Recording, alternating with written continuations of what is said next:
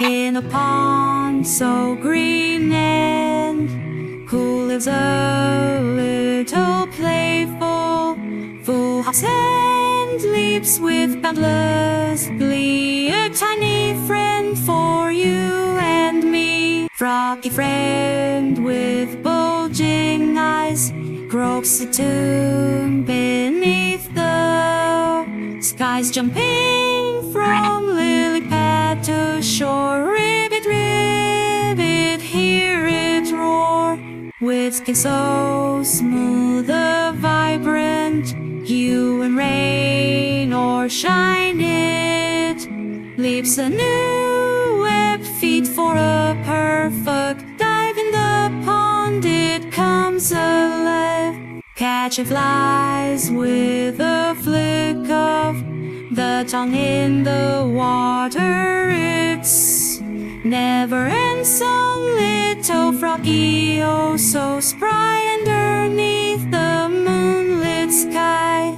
With a hop, a skip, and a playful croak, froggy dances a Pondside, nature's friend, both near and far, a joyful leaping green rock star. So next time by the water's edge, listen close to the froggy pledge, a creature small yet full of cheer in the